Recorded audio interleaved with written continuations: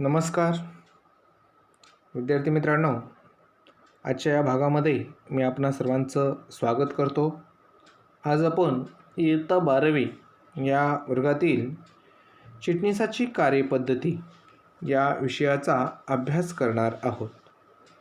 आजच्या या अभ्यास विषयामध्ये इयत्ता 12वीतील चिटणीसाची कार्यपद्धती यातील प्रकरण क्रमांक 5 ठेवी म्हणजे डिपॉझिट्स या प्रकरणातील भाग क्रमांक 2 अभ्यासत आहोत.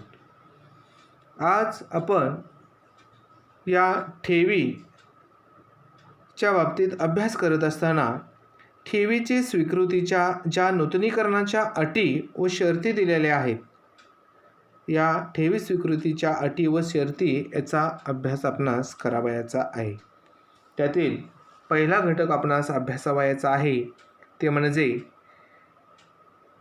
ठेवीतील स्वीकृतीच्या नूतनीकरणाच्या अटी व शर्ती.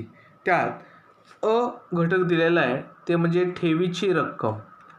आता ठेवीच्या रकमेचा विचार केला असता खाजगी कंपनी आपल्या सभासदाकडून किंवा संचालकाकडून अथवा त्यांच्या नातेवाईकाकडून वसूल भाग भांडवल आणि मुक्त राखीव निधीच्या 100% ठेवी रूपाने रक्कम जमा करू शकते.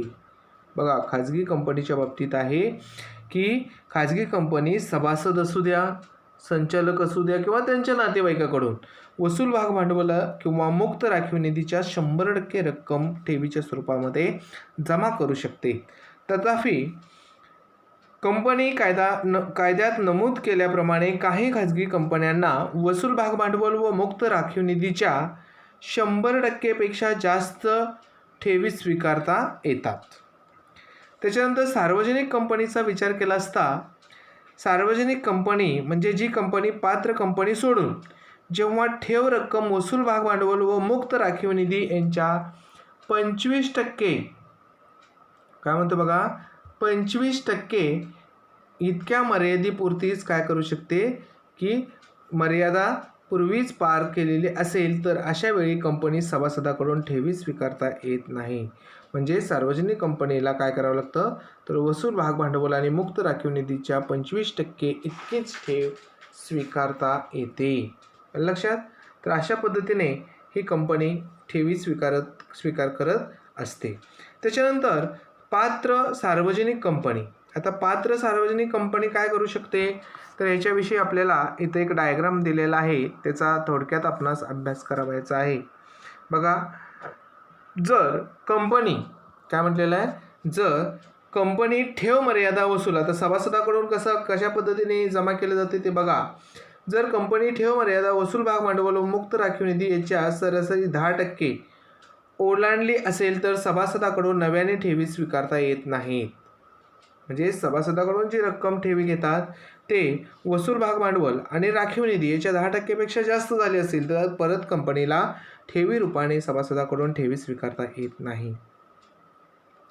तर सामान्य जनतेच्या बाबतीत विचार केला असता आपणास म्हणता येईल कंपनी ठेव मर्यादा वसूल भाग भांडवल आणि राखीव निधी याची 25% पेक्षा जर जी त्याची सीमा आहे ती ओलांडली असेल तर जनतेकडून सुद्धा या कंपन्यांना सार्वजनिक कंपन्यांना काय करता येत नाही तर ठेव स्वीकारता येत नाहीत. म्हणजे सभासदांना 10% पेक्षा जास्त आणि इतर याच्याकडून 25% पेक्षा जास्त काय करता येत नाही तर ह्या कंपन्यांना काय करता येत नाही तर ठेवी स्वीकारता येत नाही सार्वजनिक कंपन्यांना. सरकारी कंपनी वसूल भाग भांडवल आणि मुक्त राखीव निधी याच्या 35% पेक्षा जास्त रकमेची ठेव म्हणून स्वीकार करू शकत नाही. म्हणजे सरकारी कंपनी 35% कसे झाले कळाले, 10% सभासद आणि 25% सरासरी जनतेकडून 35% पेक्षा जास्त रकमेच्या काय करू शकत नाही तर ठेवी स्वीकारू शकत नाही. तर अशा पद्धतीने हा घटक म्हणजेच ठेवीची रक्कम किती स्वीकारू शकते खाजगी कंपनी 100% आणि सार्वजनिक कंपनी मात्र 25%पर्यंतच काय करू शकते सार्वजनिक कंपनी ठेवीच्या रूपाने निधी जमा करू शकते वसूल भाग भांडवल आणि मुक्त राखीव निधीच्या. लक्षात. आणि त्याच्यानंतर सरकारी कंपनी मात्र एकूण भाग भांडवल आणि राखीव निधीच्या 35% जमा करू शकते. त्याच्यानंतर कालावधी दिलेला आहे. आता याच्यामध्ये कालावधी आपण प्रस्तावनेमध्ये थोडक्यात पाहिलं होतं कालावधी. तर कंपनी कमीत कमी 6 महिने आणि जास्तीत जास्त 36 महिन्याच्या मुदतीसाठी ठेवी स्वीकारू शकतात आणि त्यापेक्षा जास्त कालावधीसाठी ठेवी स्वीकारू शकत नाहीत किंवा ठेवीचे नूतनीकरण सुद्धा करू शकत नाहीत. परंतु विशिष्ट परिस्थितीत कंपनी तिच्या अल्पकालीन गरजा पूर्ण करण्यासाठी 6 महिन्यापेक्षा कमी कालावधीच्या ठेवी स्वीकारू शकते. परंतु अशा ठेवीची परतफेड ही ठेव स्वीकारल्यापासून 3 महिन्याच्या आत करता आली पाहिजे. अशा ठेवी रक्कम ही वसूल भाग भांडवल आणि मुक्त राखीव निधीच्या 10% जास्त असणार नाही याची खबरदारी कंपनीने घ्यावी लागते. विशिष्ट परिस्थितीत ठेवीदारांच्या विनंतीनुसार ठेव परत केली जाते. कंपनी ठेव स्वीकारताना अटी कायम ठेवते आणि ठेवीचे नूतनीकरण करू शकते. यास नवीन ठेवी स्वीकारणे असेही म्हटले जाते. म्हणजे काही वेळेस कंपन्या ह्या ठेवीचे नूतनीकरण करतात, यालाच ठेवीचे नूतनीकरण असंही म्हटलं जातं. पुढचा घटक आहे मागता क्षणी न परत करावयाच्या ठेवी. सर्वात महत्त्वाचं ठेवीचं वैशिष्ट्य आहे की मागता क्षणी परत करावयाच्या ठेवी कंपनी स्वीकार किंवा नूतनीकरण करू शकत नाही. म्हणजे मागितल्या लगेच ठेव परत द्या अशा ठेवीची स्वीकृती कंपनी करू शकत नाही. सुरक्षित किंवा असुरक्षित ठेवी. बघा, ठेव स्वीकारत असताना परिपत्रकात किंवा जाहिरातीत दिलेल्या माहितीनुसार ठेव सुरक्षित किंवा असुरक्षित आहे हे स्पष्ट नमूद केलेले असावे. म्हणजे ठेव स्वीकारण्यासाठी दिलेली जी जाहिरात आहे ह्या जाहिरातीमध्ये ते नमूद केलेले असावे. सुरक्षित ठेवीसाठी कंपनी आपल्या मूर्त मालमत्तेवर बोजा निर्माण करते. ही ठेव स्वीकारल्यापासून 30 दिवसाच्या आत निर्माण केली जाते. सदर मालमत्तेसाठी ठेवीदाराकडे तारण दिलेले असते. जे ठेवीदार आहे त्यांच्याकडे काय केलेलं असतं? तारण दिलेलं असतं. ठेवीचा अर्ज. कंपनी ठेव स्वीकारण्यासाठी किंवा कंपनी ठेव स्वीकृतीचा छापील अर्ज ठेवीदारास पुरवते. हा अर्ज संभाव्य ठेवीदारास विहित नमुन्यात भरून द्यावा लागतो. या अर्जामध्ये ठेवीसाठी आणलेली रक्कम दुसऱ्या व्यक्तीकडून कर्जाऊ घेतलेली नाही असे निवेदन देणे आवश्यक असते. म्हणजे दुसऱ्याकडून कर्ज रूपाने घ्यायची आणि कंपनीमध्ये द्यायची, तर अशी कोणतीही रक्कम दुसऱ्याकडून कर्ज घेतलेली नाही अशी हमी किंवा निवेदन त्या अर्जासोबत त्या कंपनीला त्या गुंतवणूकदाराने किंवा ठेवीदाराने द्यावे लागते. संयुक्त नावे. याच्यामध्ये पुढचा घटक दिलेला आहे. संयुक्त नावाने ठेवी ठेवण्याची इच्छा जर ठेवीदारांची असेल तर कंपनी ठेवीची रक्कम संयुक्त नावाने स्वीकारू शकते. परंतु ही ठेव 3 व्यक्तीपेक्षा जास्त नावाने एकत्रित स्वीकारता येत नाही किंवा येणार नाही. त्याच्यानंतर वारस दिलेला आहे. कायद्यानुसार ठेवीदारास त्याचा वारस नियुक्तीचा अधिकार आहे. त्याच्या मृत्यू पश्चात ठेवीची रक्कम त्याच्या वारसदारास मिळत असते. म्हणजे त्यांनी जे वारसदार नियुक्त केलेला आहे त्याला मिळत असते. त्याच्यानंतर परिपत्रक किंवा जाहिरात. जेव्हा कंपनी सभासदाकडून ठेवी गोळा करत असते त्यावेळी परिपत्रकाद्वारे त्यांना कळविण्यात येते. परंतु ज्यावेळी आम जनतेकडून ठेवी स्वीकारल्या जाणार असतील अशा वेळेस कंपनी जाहिरात प्रसिद्ध करते. म्हणजेच हे जाहिरात प्रसिद्ध करते आणि त्या सहाय्याने लोकांना आपल्या कंपनीमध्ये ठेवी ठेवण्यासाठी काय करते तर आमंत्रण देते किंवा आव्हान करते.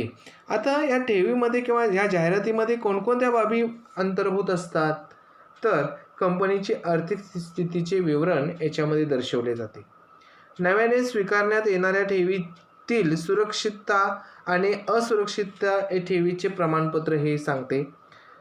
पत मानांकन. संस्थेचे पत मानांकन म्हणजे पात्र कंपनी असल्याचे नमूद करावे लागते. ठेव योजनेचा तपशील करावा लागतो. ठेव विश्वस्ताचे नाव लिहावे लागते आणि ठेवी स्वीकारण्यात आलेल्या मागणी ठेवीपैकी जी देय रक्कम आहे या रकमेचाही इथं विचार करावा लागतो. त्याच पद्धतीने पुढे नोंदणी अधिकाऱ्याकडे सर्वसामान्यपणे परिपत्रक अथवा जाहिरातीची नोंद करावी लागते. वरील तपशील पत्रक अथवा जाहिराती तयार केल्यानंतर त्याची एक प्रत नोंदणी अधिकाऱ्याकडे सादर करावी लागते. यावर सर्व संचालकाच्या सह्या किंवा स्वाक्षरी असाव्या लागतात. त्याच्यानंतर परिपत्रक व जाहिरात प्रसिद्ध करणे. नोंदणी अधिकाऱ्याकडे परिपत्रक अथवा जाहिरात नोंद केल्यानंतर कंपनी फक्त 30 दिवसात जाहिरात प्रसिद्ध करते. जर कंपनी सभासदाकडून ठेवी स्वीकारणार असेल तर त्यांना रजिस्टर पत्राद्वारे, स्पीड पोस्ट अथवा ईमेलद्वारे परिपत्रक पाठवले जाते. आम जनतेला ठेवी ठेवण्याबाबत आवाहन करावयाचे असल्यास जाहिरात प्रसिद्ध करावी लागते. जाहिरात प्रसिद्ध करत असताना देशातील प्रमुख जास्त खप असणारे इंग्रजी वृत्तपत्रातून प्रसिद्ध करावी लागते. कंपनी नोंदणीकृत कार्यालय ज्या राज्यात आहे त्या राज्याच्या प्रमुख प्रादेशिक भाषेत ही जाहिरात प्रसिद्ध करणे हे कंपनीवर बंधनकारक असते. जाहिरातीच्या मुदतीच्या बाबतीत बोलत असताना परिपत्रक अथवा जाहिरातीची वैधता वार्षिक सर्वसाधारण सभा झाल्यानंतर किंवा आर्थिक वर्षाच्या समाप्तीनंतर 6 महिन्यासाठी ग्राह्य धरण्यात येते. परंतु या दोन्ही तारखापैकी जी तारीख अगोदर असेल ती तारीख विचारात घ्यावी लागते. मग ठेव विश्वस्ताची नियुक्ती करावी लागते. जेव्हा पात्र कंपनी आणि सार्वजनिक कंपन्या ठेवी स्वीकारत असतात अशा ठेवीची सुरक्षितता मिळावी यासाठी कंपनी एक किंवा अनेक ठेव विश्वस्ताची नेमणूक करते. ठेव रक्कम परत करण्यास कंपनी असमर्थ ठरल्यास ठेवीदाराच्या ठेवीची रक्कम परत करण्यासाठी ठेव विश्वस्त मदत करतात. म्हणजेच ठेवीदारांच्या हिताचे रक्षण करण्याचे कार्य या विश्वस्तांच्या मार्फत होत असते. परिपत्रक किंवा जाहिरात प्रसिद्ध करण्यापूर्वी 7 दिवस अगोदर ठेव विश्वस्ताबरोबर विश्वस्त करार करावा लागतो आणि ठेव विश्वस्त हा स्वतः किंवा एकूण ठेवीदारांच्या 1/2 ठेवीदारांनी मागणी केल्यास अथवा ठेवीची परतफेड केल्यास कंपनी असमर्थ ठरल्यास ठेव विश्वस्त ठेवीदाराची सभा बोलवण्याचा किंवा भरवण्याचा अधिकार या विश्वस्तांना दिलेला असतो. त्याच पद्धतीने मालमत्तेवर बोजा किंवा तारण निर्माण करणे हेही ठेवीमध्ये एक अट किंवा शर्त असलेली आपणास दिसून येते. ज्यावेळी कंपनी आम जनतेकडून सुरक्षित ठेवी स्वीकारते अशा वेळीस कंपनीने ठेव स्वीकारलेल्या तारखेपासून 30 दिवसाच्या आत सुरक्षित ठेव स्वीकारून ठेवलेल्या रकमेपेक्षा कमी नसलेल्या रकमेची तिच्या मूर्त मालमत्तेवर बोजा निर्माण करते आणि सुरक्षिततेची किमान ही ठेव विम्याद्वारे समाविष्ट नसलेल्या रकमेइतकी असली पाहिजे. मालमत्तेवर बोजा हा ठेव विश्वस्ताच्या नावाने निर्माण केलेला असतो. म्हणजे ठेवीदाराचा जो विश्वस्त असतो त्याच्या नावे निर्माण केलेला असतो, जेणेकरून कंपनीने या ठेवीदारांची रक्कम परत नाही केली तर हे बोजा ठेवलेली रक्कम विकून ठेवीदाराची व्याज आणि रक्कम परत देण्याची हमी या ठेव विश्वस्तामार्फत केली जाते.